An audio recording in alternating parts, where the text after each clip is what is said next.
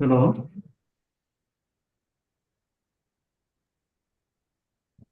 Dr. Yeah, Murali Mushi? sir is connecting to his audio actually. He's there. Okay, because उनका audio connected नहीं है sir. हाँ. So does he need any technical assistance? Maybe I can call him and guide him. Just give me a couple of minute. मेरी उनसे बात हुई थी तो वो ज्वाइन इज एन अटेंडी तो कर पाए थे, इसलिए। नहीं वो देख रहे हैं but उनको audio connect नहीं हो रहा है. मैं नंबर यू हैव ना? I will just check. Sir, I'll send it to Dr. Manish. हाँ, ओके।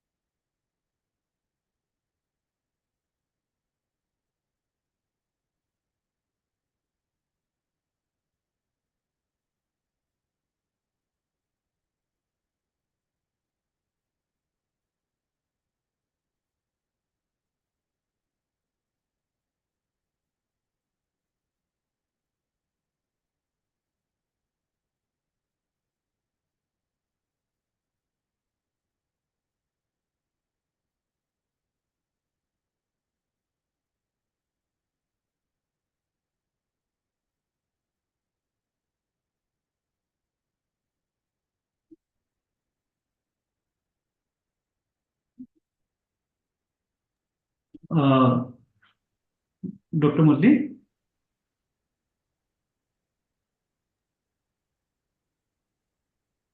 बोले सर आप म्यूट हो।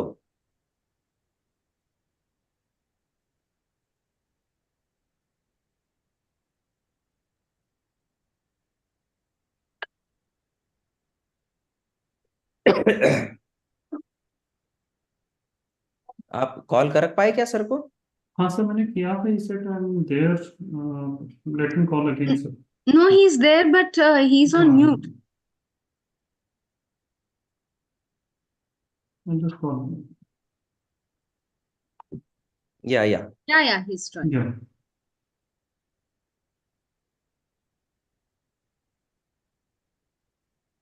Yeah. Hi. So Dr. Murali, you are good to go? Yeah, absolutely comfortable. No issues. Sure. Good evening, sir. Greetings. Nice to see all of you. Same Same sir. here, sir. Just 1 second, I'll keep my presentation ready open so that it will be easier for all of you. Right. Yeah, sure. Rahul, you can start streaming, and Aman, you can start the introduction. Sure.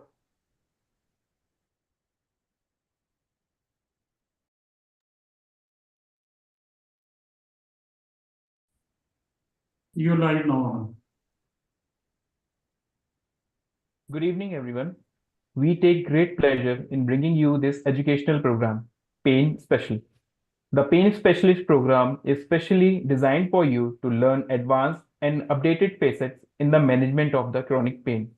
Today, we have with us Dr. Pravesh Kanthad, Director, Meru Spine and Pain Center, Indore, Head of Pain Medicine, Shortham Hospital and Research Center, Sure. Indore, MBBS, DA, FIPP, Budapest, Hungary, 2010, FIAPM, first and the only one in the whole of Central India to be awarded FIPP, fellowship from World Institute of Pain and American Board of Pain Management, written chapters in many books, actively involved in teaching and training of pain physicians.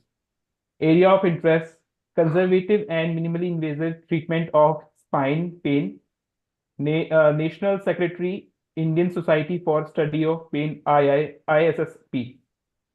I would now request Dr. Pravesh to take the session forward. A very warm good evening to everyone. So it's a very cold evening actually in the northern central part of India. So it's a nice chilly weather over here, and we are having the warmth of this meeting. So let me introduce our speaker today. So our speaker is a very renowned pain physician in India. He is Dr. Muralidhar Joshi. So he is currently the president of our society, that is Indian Society for the Study of Pain, and he is MBBS, MD, DNB, and FIAPM. And he is group head of pain medicine and senior consultant in Citizen Specialty Hospital, Hyderabad. Sir actually has written many books, and his textbook on pain management is one of the best sellers in India. So he has very keen interest. He has served the society in various positions like past secretary and everything. And currently he is the president of Indian Society for Study of Pain. So may I request Muralidhar Joshi sir to take us through his talk on concepts on chronic pain management. Over to you, Murli sir. Thank you, Dr. Pravesh. Thanks for that nice words, and thanks everyone who has come for today's meeting. I know it's a weekend; it's not so easy for all of you to come and assemble like this, and or you might be having something on your mind. But I know I do understand, but it's part of the game. So I think professionally also we have to look at it in a different way. So fine, but the question here is we can't help it, is the only word I would like to say. Yeah, before I look into any of these things, I would like to share the screen so that at least you have a little bit of an idea about what exactly we're going to discuss today.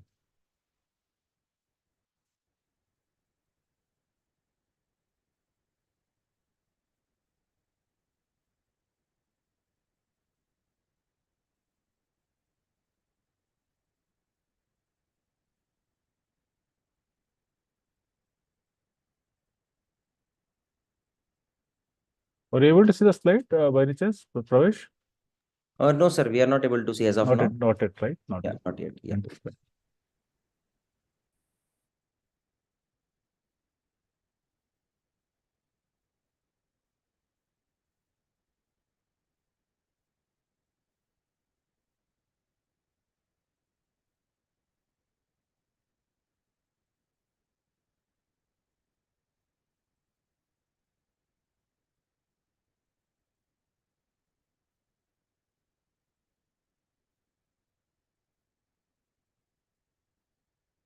It's a small technical problem. I think only your team can help probably. Here, Excuse me, sir, what were you saying? we can share the slides, probably what you shared with me. When I opened the slides and all, it's not displaying, but you have the slides already with you, right? Sure. Yes, sir. Yeah, we So can good that way also, not a problem. I'm comfortable that way also. you want us to share the slides? Yeah. So I keep on saying next sure. and they can just keep on moving. Sure, sir.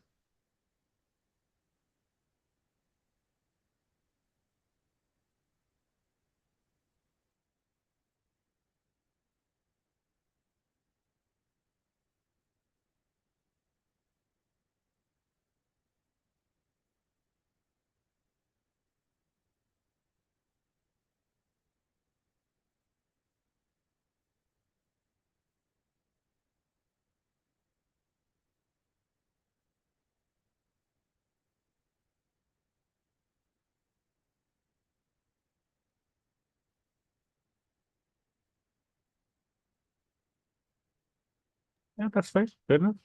Yeah, we can see that, sir. You can go Yeah. ahead, sir. Yeah, of course. No, pain is something. It's so common. Like it's something like the way we breathe every day. It's as good as that. Yes, if you say about what is pain, defining probably time immemorial. If you just understand about what exactly was happening. Of course, IASP, that is International Association for Study of Pain, says it's as unpleasant sensory and emotional experience associated with or without tissue damage, or described in terms of such language, something like that. And of course, some more things have been added in recent times. But that's what it means. But question here is, I know all of us, we keep seeing the pain condition in our day-to-day clinical practice. It's almost next incidence to common cold. So that's what we have to understand. Next slide, please.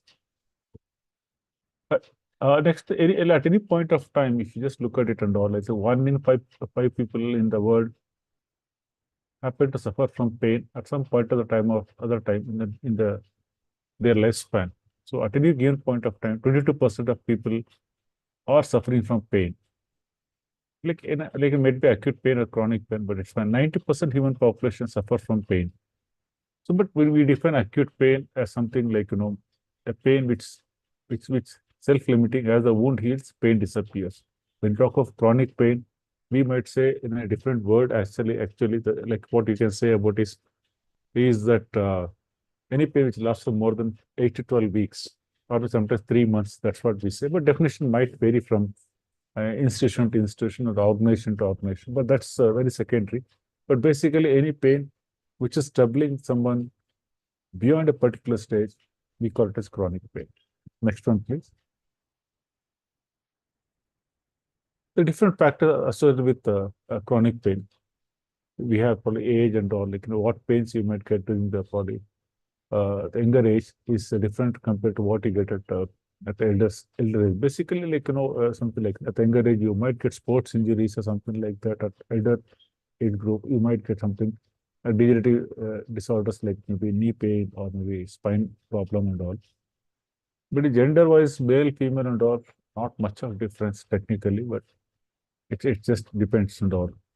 Ethnicity and cultural background, you want to look at it and all. They say Caucasians are probably much more resistant to many of these pains compared to other rest of the races, but it varies. Like what kind of study you had done, what was your number of patients and maybe screening tools, socioeconomic background, not much of difference between the rich and poor. Both might suffer the same pain. Employment status and occupational factors. Yes, if I'm not happy at my job, my pain might get worsened. And of course, other things like lifestyle and behavior, like smoking and alcohol, can contribute to the pain at any given point of time. Physical activity, the more you're fitter, the better for you, but don't have to be overfit. That's what we see quite often these days. People trying to do extraordinary activities come with injuries, and then, we have to treat them. Nutrition, yes, we need adequate nutrition. There's no doubt about it. As mentioned, vitamin D, a lot of debate about the vitamin D that I don't want to discuss today because that's not part of today's agenda. Clinically, we have talked about what exactly pain and other things, and of course, there could be morbidity and mortality.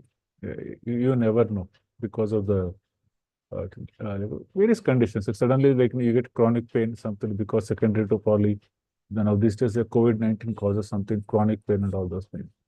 Sometimes it becomes difficult to define it, though we know that he had COVID-19.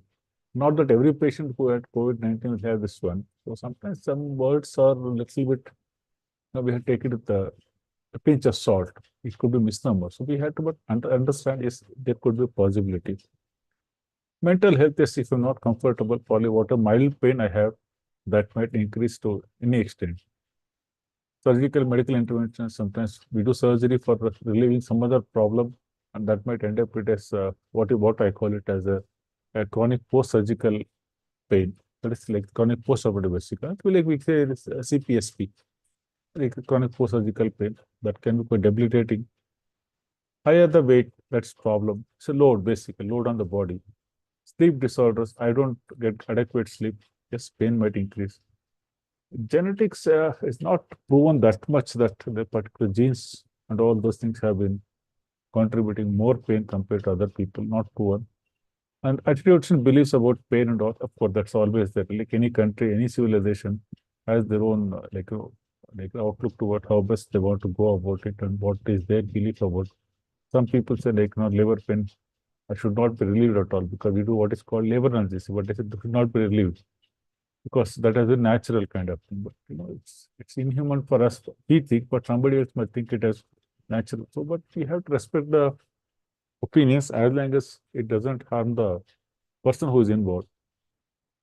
Of course, trauma and other things, They always can always contribute to this kind of situation. Next slide, please. Next one, slide.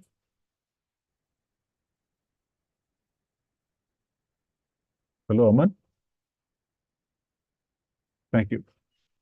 Then we have what's called a biopsychosocial model of chronic pain. Of course, these things can always, trouble us to a larger extent.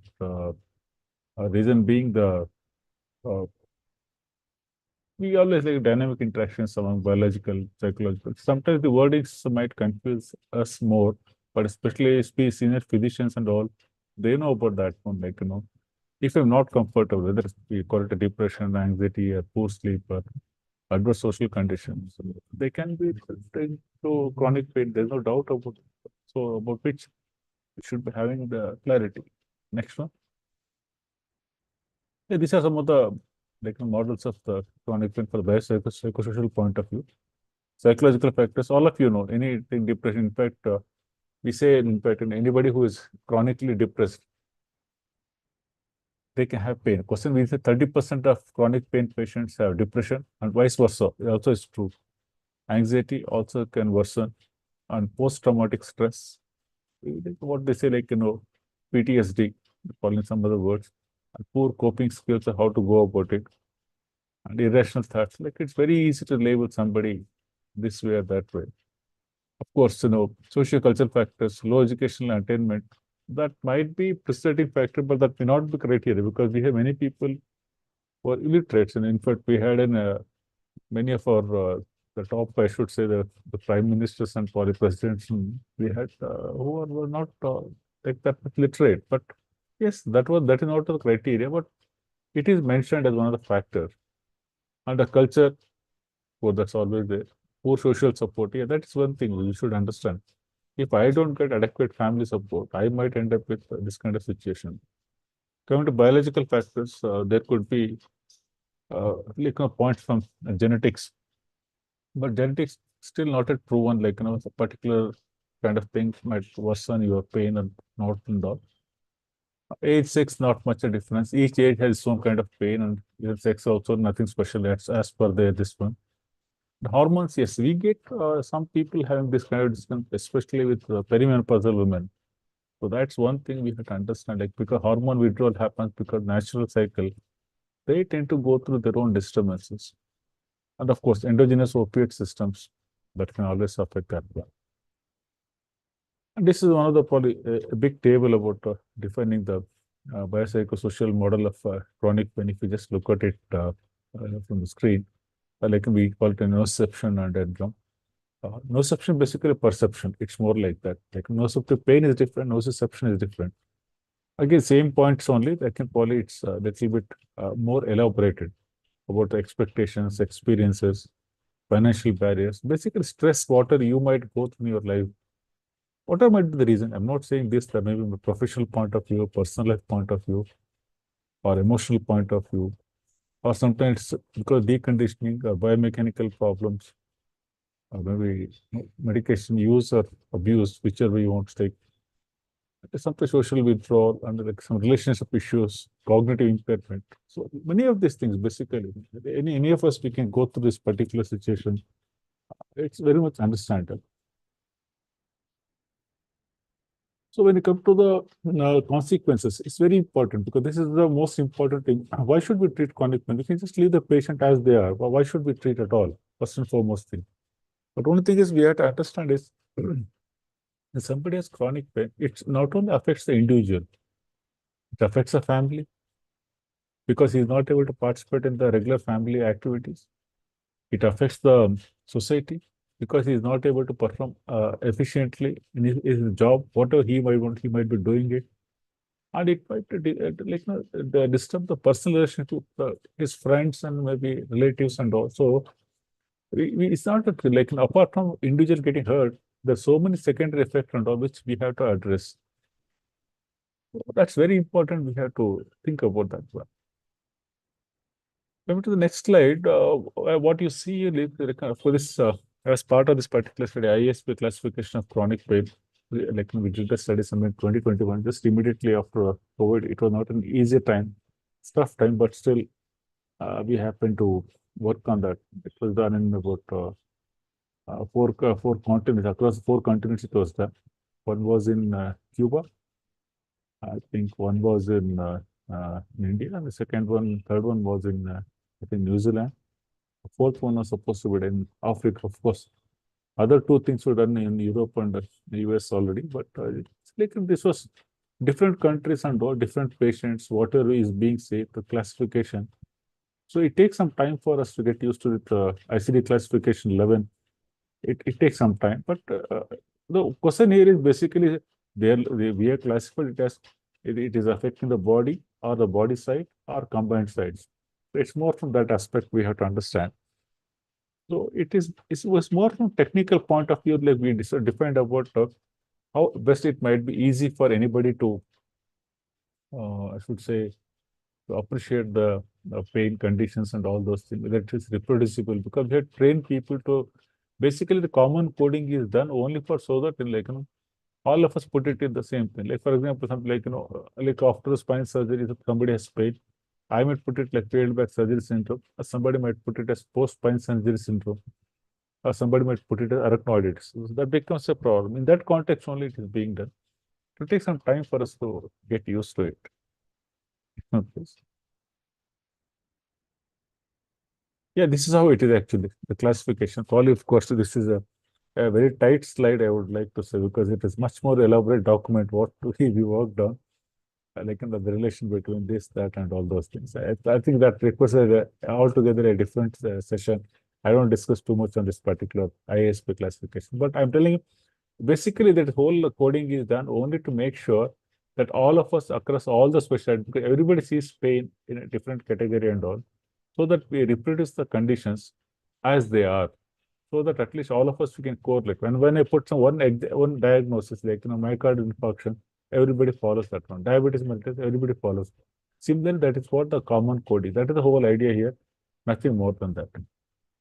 Next one, please.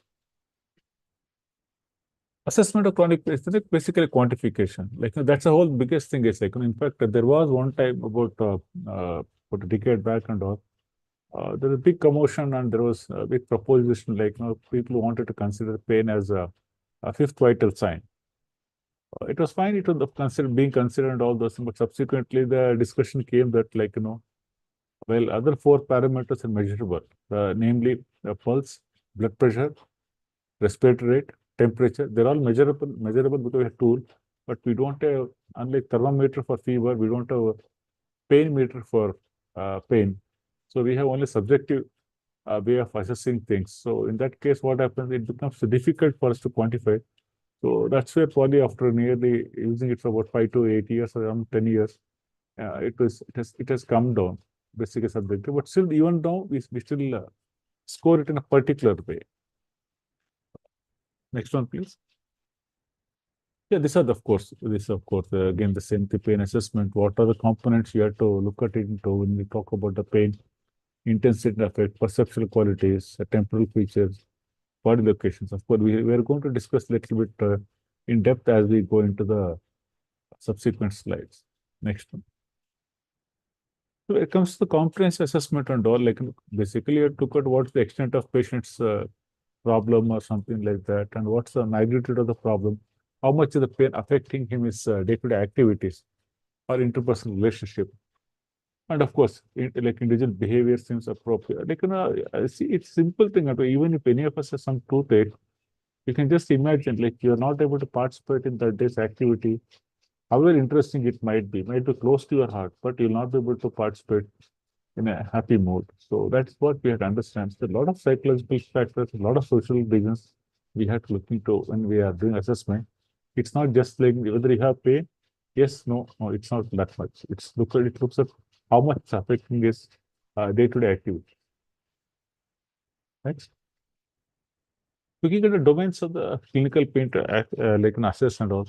So different categories are there actually. Basically, we had to look at it clinically what I can use, and sometimes we use certain things for the sake of research purpose.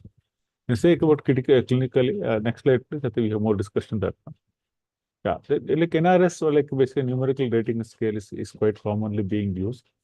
the 0 to 10 scale and all. And again, visual analog scale is one more thing. Again, similar pattern, a 10 centimeter line.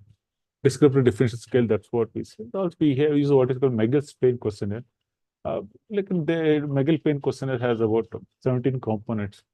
Like this, how much it's affecting personal life, sleep, diet, and then with family, emotions, all of these things in the 17 in this component. But it's difficult to enumerate all these things on a day-to-day basis in any of the patients and all. So that's where we use predominantly either visual analog scale or numerical rating scale. So temporal, like basically description of the problem, basically. Temporal care is nothing but the description. Less often, like systematic assist, like patient says pain and we don't look at it, how much it is and all. Because what happens quite often in what we see in our country, the physicians see not less than anywhere between 15 to 150 to 200 patients per day, because the volume load is so much and there's so much a shortage of physicians in the country. We see that because how often you get time to assess in depth for any patient who comes, which is important. You also want to do it, but unfortunately, sometimes you might be helpless. So in this context, we have to just ask about the duration and chronicity of pain, basically acute pain and chronic pain, and the pattern of pain. Like, does it increase with activity? And does it, like it reduces with rest or in a sleep, or something like any activity which worsens and all? Because I told like duration, if you know about it beforehand, at least you know with acute pain, chronic pain, or sometimes it can be acute and chronic pain. Acute and chronic pain is nothing but like something like I have back pain for last 10 years, but suddenly last 1 week the pain has increased.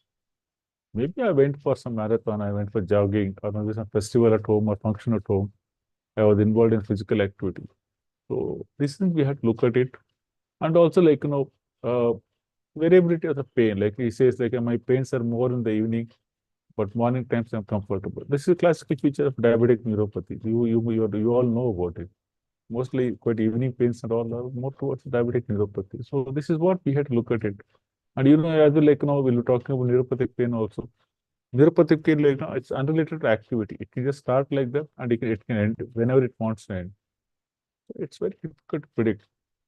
So whether pain is there all the time, entire day, or patient experience pain only with episodes whenever he's being active. If he's not active, the pain is not there. Because everything pertains to some particular diagnosis. Unless we identify the pain generator, I repeat, unless we identify pain generator, we may not be able to address many of the problems. Next one. Of course, pain location, body distribution, of course, it might be pertaining to the organ below the whatever the area, because it's very important for diagnosis and treatment implication. Of course, when they say like I have pain here, I have pain there, and marking it and all.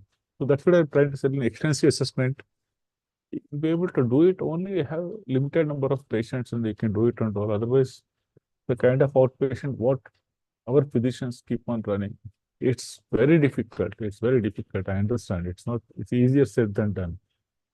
But well, where there's a will, there's a way out.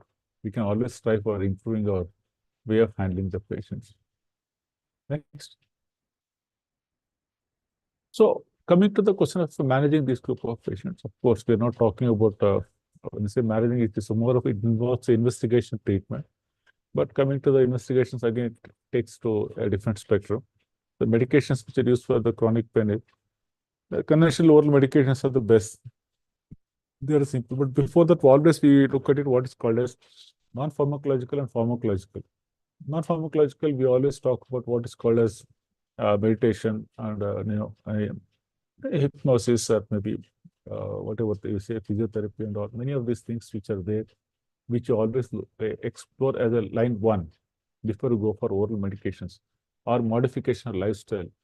Probably if I'm a driver driving from, say, for example, Delhi to probably Chandigarh weekly 5 times up and down regularly with that traffic and all, probably I'll have to modify my way of driving or maybe the frequency, or will I either look for some other modified jobs. Here you get a challenge actually. Sometimes patients say, sir, I don't want this job, sir, I can't change my job. It becomes difficult for all of us. But coming to the pharmacological one, also like, we always like any pain for that matter, we look at it. The 4 headings basically. First and foremost thing is treat the underlying pathology. What are first of all, that's what I was talking again and again. Identify the pain general, treat the underlying pathology. If somebody has, say, for example, a fracture, fix the fracture. Somebody has acute appendicitis, treat the appendicitis. So it's not just a question of pain. Probably you have to give antibiotics and probably analgesics, and if required, maybe surgery. That's fine. But question is treat the underlying pathology. Second line happens to be, first one is in second line, we have the 2 categories, non-pharmacological and pharmacological. Non-pharmacological, we have already discussed. Pharmacological, when it comes, we have got conventional oral medications, analgesics, which we give.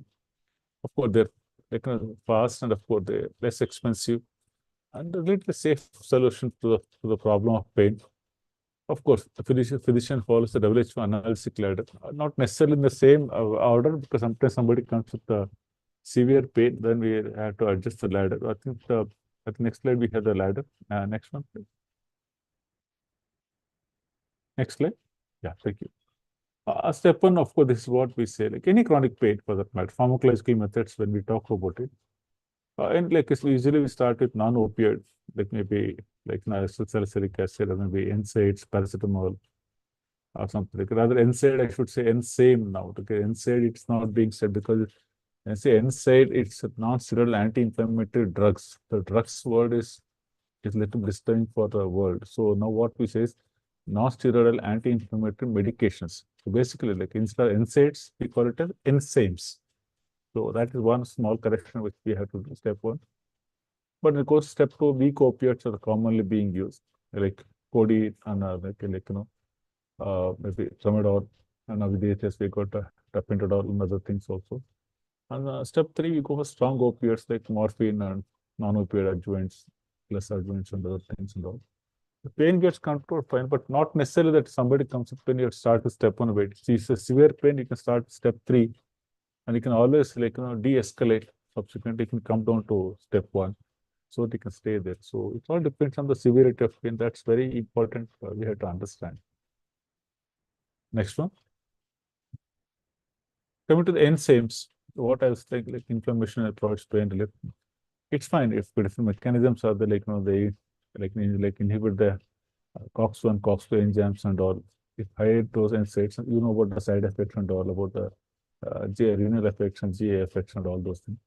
Quite often we use it for 10 to 14 days, and usually we try to avoid using it more than 10 to 14 days. That's where the difficulty comes. What if the pain persists beyond 14 days? When you talk of chronic pain, we say chronic pain is something which lasts beyond 8 to 12 weeks. There it becomes a problem to, technically it's difficult to continue any of the medications for the chronic pain like celecoxib, etrocoxib, because we have our own fear within our heart. Next one. And of course, we have the weak and strong opiates which we can use. Codeine and dihydrocodeine. Codeine, again, in our country, it's predominantly is available as, I should say, cough syrup, not as analgesic as much. Of course, biggest side effect happens to be the constipation. Of course, dihydrocodeine also same thing. So we have the limitation of getting the weak opiates in our country. Of course, opiate drugs mimic the effects of naturally occurring pain, release the chemicals, endorphins and all, it's fine. There's good molecule opiates and all. The biggest fear about any of the opiates, like strong opiates, morphine, oxycodone, buprenorphine. Oxycodone and hydromorphone are supposed to enter India. For some technical reason, they're not entered, but the government of India is worried about addiction liability. So this is where we are not able to get the molecules like oxycodone, the hydromorphone. Methadone, we're getting it only for more for de-addiction, that kind of thing, but otherwise not as routine.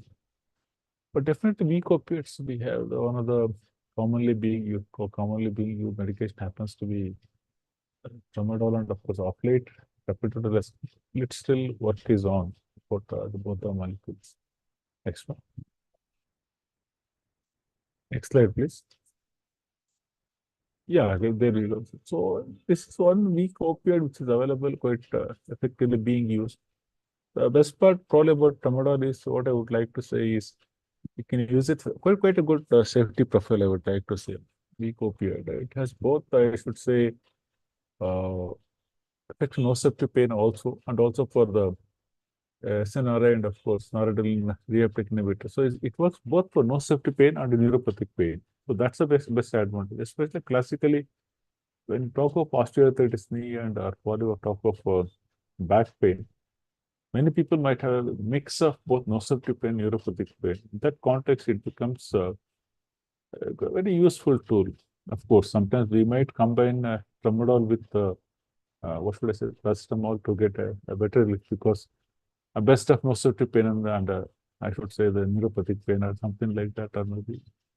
But we had to look at it because the advantage of tramadol is it's atypical opioid with a low potential for drug tolerance and abuse, is well suited for management of refractory pain. It's quite useful for chronic pain syndromes, and then of course tramadol or maybe with the paracetamol is a fantastic combination that we quite often we use in many of the chronic pain syndromes. Next. Of course, coming to the safety profile of the weak opioid, what we might be using it, unlike NSAIDs, tramadol does not irritate the GI mucus or exacerbate hypertension or congestive heart failure, making it potentially useful for the elderly. For patients waiting for joint replacement surgeries and all, it's a good option, definitely. Most recent recommendation, of course, many of these things are there, and fixed tramadol paracetamol is a safe and easy solution for mild to moderate chronic pain. And also we have a combination, we have a tramadol which is a sustained release or extended release. You can take it like that. It's quite useful, like compared to other molecules. Somebody who doesn't tolerate tramadol because, and we cannot get NSAIDs, but we cannot tolerate tramadol because some amount of nausea or something. They tolerate the tramadol with which is an extended release or sustained release. It works much better for this group of patients. And question is the long-term safety profile is phenomenal. Can't imagine. You can say even people use it for 5 years, 6 years, 10 years. They're comfortable. So because sometimes like in a chronic backache, which has because degenerative spine disorders, it might be difficult to treat with any kind of medication available or surgery. They might say may not be appropriate. It's not safe for the patient to undergo surgery, or results are equivocal, or patient is not keen. In those group of patients, especially talk of osteoarthritis or maybe rheumatoid arthritis, or you talk of backache, you talk of headache. Many of these conditions, many of the chronic pains, they're more than 12 weeks. It's worth trying. Tramadol with tramadol plain or tramadol with paracetamol, or tramadol as extended release. It makes a lot of difference. Next slide. Yeah, it's a good molecule. It's a good molecule, absolutely. We have been using it for more than I would like to say, about 2.5 decades, and as by and large, it is very good and no clinical relevant cardiovascular effects and like respiratory effects and not much of this thing. But it's quite useful, like unlike stronger opioids which can cause constipation or severe nausea or itching and all.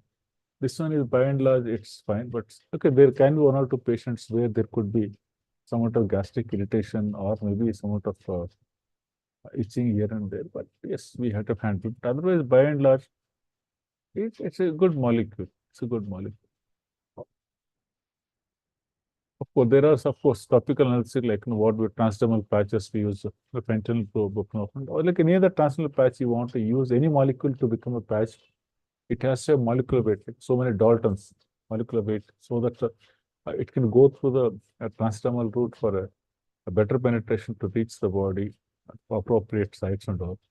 These are really absorbed and all. These are the medications which are available, and fentanyl patches are like quite good, nothing wrong about that. But question is using it in chronic benign pain becomes a bit difficult because fentanyl is almost 125 times more potent than morphine. It becomes a problem for us. Prescribing for chronic benign pain, it's very difficult. Even with same buprenorphine also, though it is meant for only for hereditary cancer pain or predominantly the chronic pain, what we say. But some people might be acute pain also post-operative pain, which is not correct actually. This is not correct, but yes, people are using it. Lignocaine patches, they came, they thought it will be a level 1 for the especially for the post-herpetic neuralgia and all, but subsequently they found it very difficult to use it because 12 hours you have to apply the patch and after 12 hours you have to take out the patch, it becomes difficult. So that's where they finally, it's now at a level 2 now. So that's one thing we have to understand. Capsaicin cream, what we had earlier, only that was pretty high concentration. Now what we can leave a little bit less. The burning pain, many patients don't feel comfortable. Yes, we have adjuvant analgesics at this stage, tricyclic antidepressants and SNRI, that is serotonin noradrenaline reuptake inhibitors, which are quite good. Nothing wrong about the molecule and all. Only thing is sometimes we might replace the another older molecule with a newer molecule for the sake of safety profile or something like that. But quite useful for the neuropathic pain, but of course not meant for the like nociceptive pain. But like anticonvulsants like pregabalin and gabapentin are also available for neuropathic pain, which I think most of you might be using it already. Quite useful molecules. And again, the question we have to balance it out. Most important thing is identify the pain generator, whether it's neuropathic pain or nociceptive pain. That makes very important decision how to go about the whole process. That's quite important for us to understand. Because once you diagnose nociceptive neuropathic, then automatically treatment pathway gets decided. Next slide, please. Yeah. Neuropathic pain, there we go. By lesion or disease of the somatosensory system. The combination gabapentin or the pregabalin or gabapentin, whichever one you want to use, with the TCA proposed first-line agents for neuropathic pain. Being said, the opioids are also being neuropathic, especially if you just look at the EFNS guidelines. That's European Federation of for the Neurosciences guidelines. If you just look at it, you can see differently. Like opioids right now they're at level 2 because they want to use the pregabalin, gabapentin. But as I told you, tramadol has a component of both. So for the nociceptive pain, neuropathic pain, so it makes a lot of difference when you use. Want to use tramadol, especially I'm telling you the conditions like especially arthritis pain and backaches. The question is trying to combine one neuropathic pain, one nociceptive pain medication, two medications.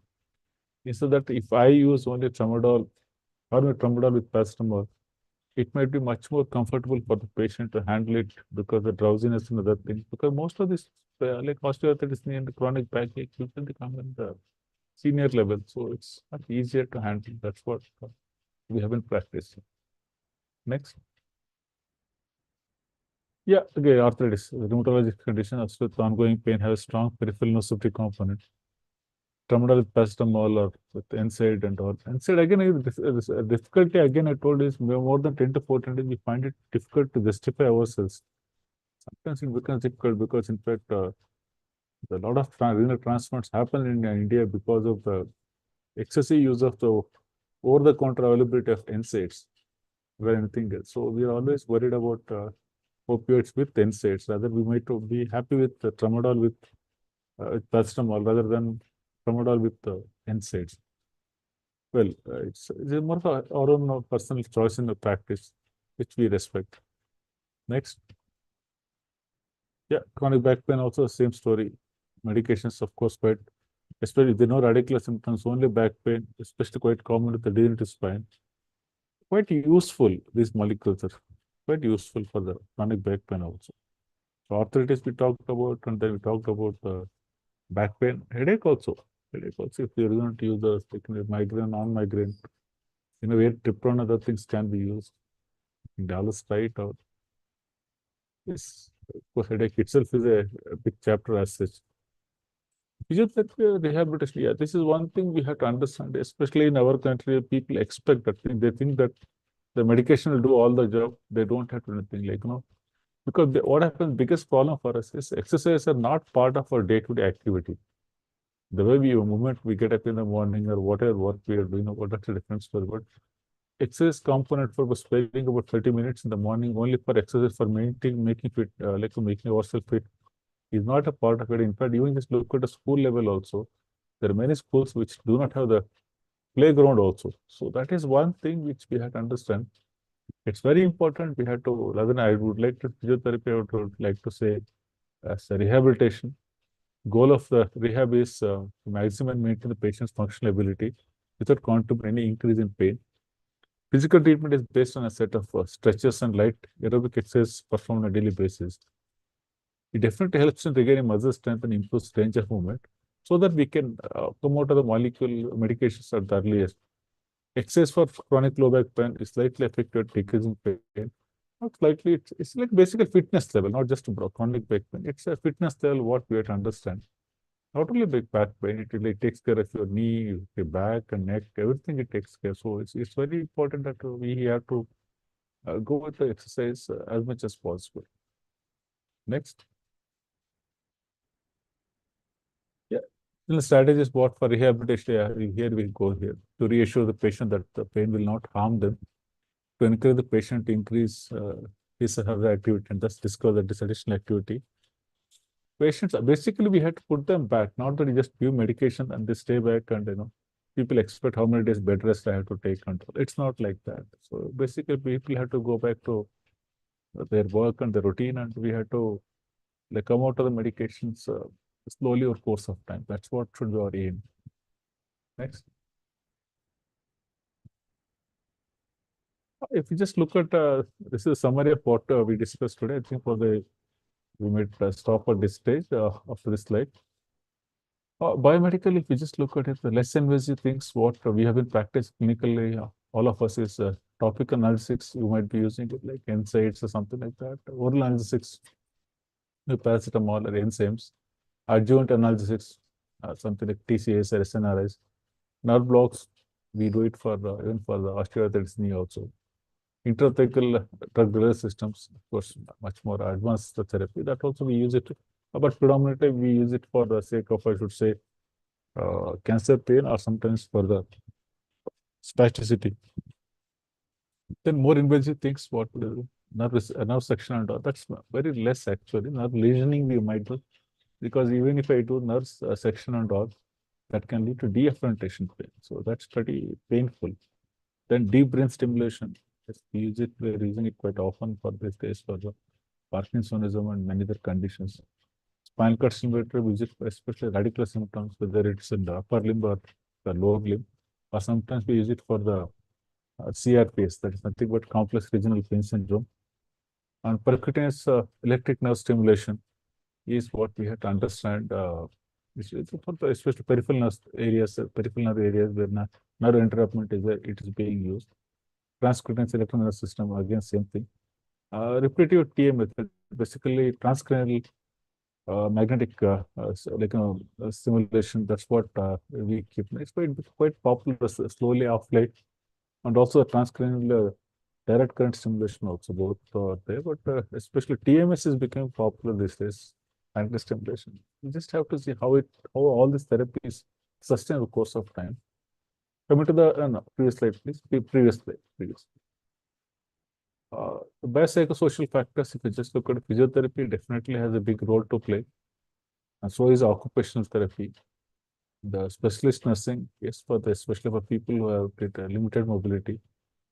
Clinical psychology is quite important, because very important. See, like when you put psychiatric consultation, people find it odd. They don't want to, they think that my pain is in my brain, so that's why they're sending it to mental doctors. So clinical psychology is this what we look at it. And CBT, that is cognitive behavioral therapy. Acceptance and commitment therapy it's quite important. I think I'll just stop at this stage. Dr. Pravesh? Dr. Pravesh? Yes, sir. Sure, sir. I think it's almost 45 minutes. I think probably we can take some questions if anything is there. Yeah. We covered most of the topics on the agenda, I think probably. Yes, sir. Any So the house is questions? open for questions, if any, and Dr. Joshi would be happy to answer that. So, sir, you talked about chronic pain and all. So, as we understand, chronic pain is just not a physical thing. It's much more beyond that.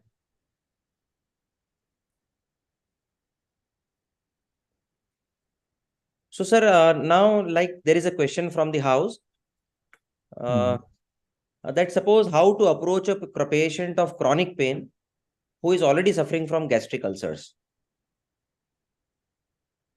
And of course, like if the question here is if already diagnosed gastric ulcer, who's diagnosed, definitely they might have seen the ulcers point of view and all those things. Question, that's what I'm trying to say. Chronic pain, which area also equally important. The question here is if you talk to me about chronic pain of the knee, if you say, the question here is then we can, the two things we have to look at it. What medications you have. Yeah, see, you're saying gastric ulcer, NSAIDs are ruled out by and large. Correct. Then sometimes even weak opiates also can create some kind of problem. Sometimes, not all, but some people do express with even tramadol also. That if Yeah. you osteoarthritis is some problem, then we go what we call genicular radiofrequency lesioning. With respect to what I would like to say is an intervention to so that at least reduce the intensity of pain and try to put them on that one. But simultaneously, we have to work for treating the gastric ulcer also. Yes, yes. It should go hand in hand. Correct. So that's where the interventions come in a handy approach for you, so that you can reduce the should say medication load probably on the body. Even if you apply local should say diclofenac over the knee joint, that also gets absorbed because to act on the knee joint, it has to get absorbed. It gets secreted again the gastric mucosa. So Correct. what did we do finally? So it's more like that. Correct. And probably one more Need-based. thing is that we need to actually, in chronic pain, we need to again, quantify in terms of what type of pain is there, whether it is a nociceptive pain or a neuropathic pain. Yes. If it's a neuropathic pain, maybe, NSAID are not at all required. Then Right. maybe you neuropathic medications and neuralgic medications. Right.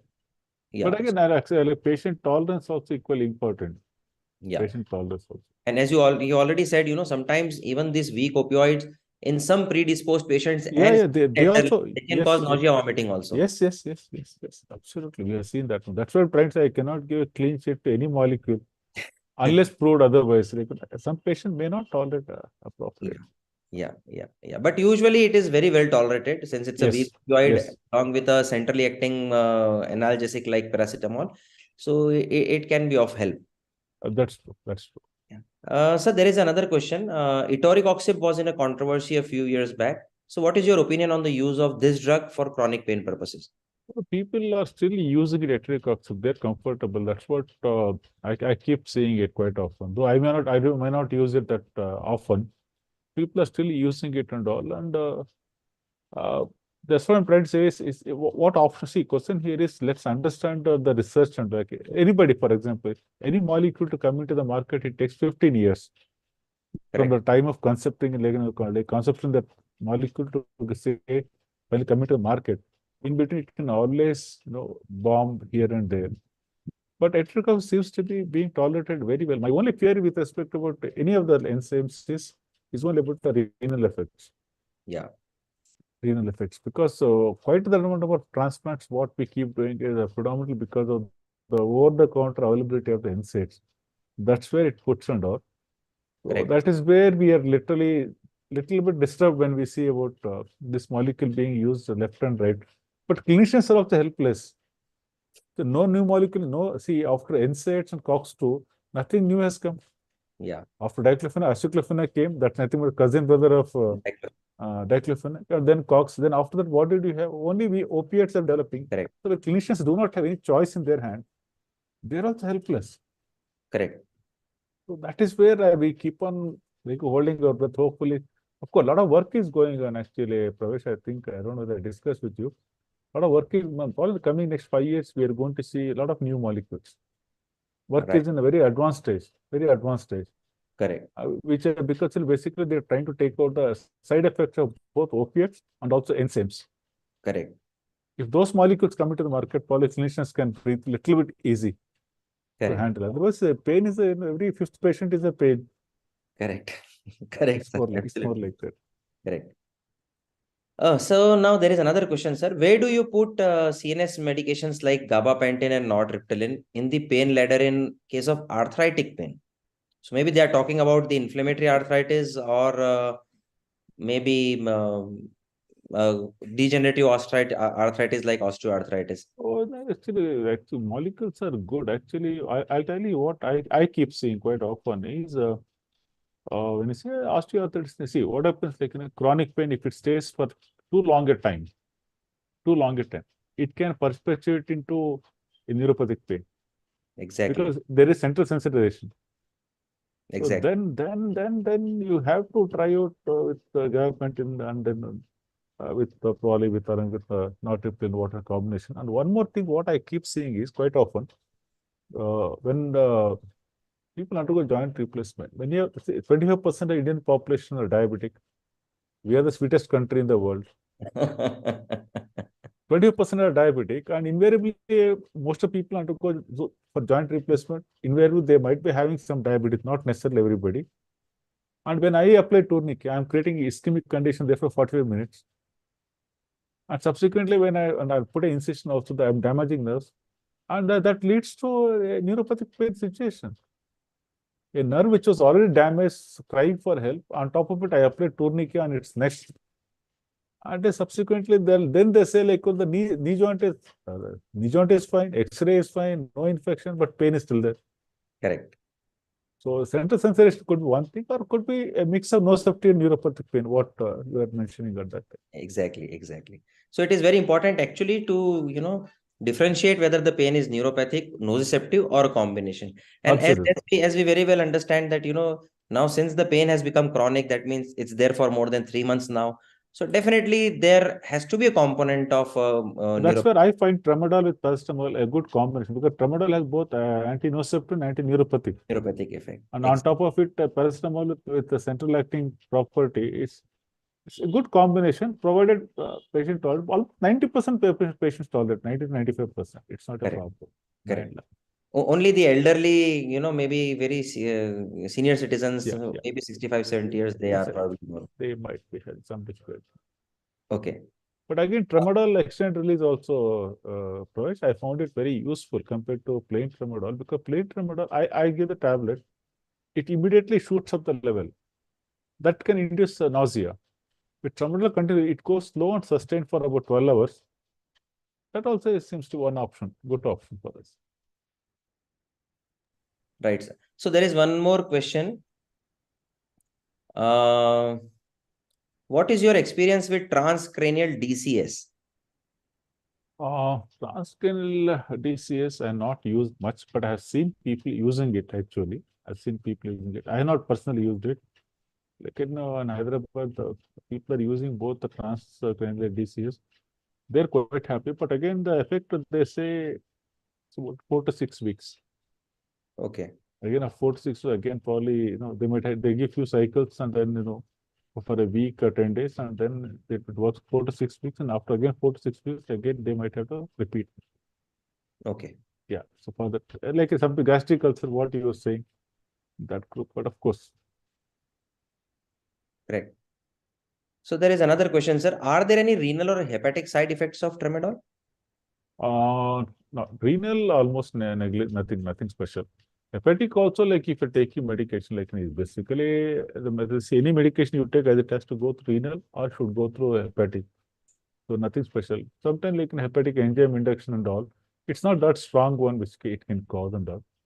But not much to really for me to allow me to estimate the hepatic enzyme levels or maybe bilirubin checking and all. No, I never had any problem with tramadol. Nothing special. Nothing great. Correct. Only thing is probably you'll have to modify the dosage if the patient has a hepatic failure and Yes. also renal failure. Yes. Correct. You have to So modify. we might have to reduce because the metabolism is ultimately from the renal. Even for transplant patient also, they're using the tramadol with paracetamol combination. Transplant patients.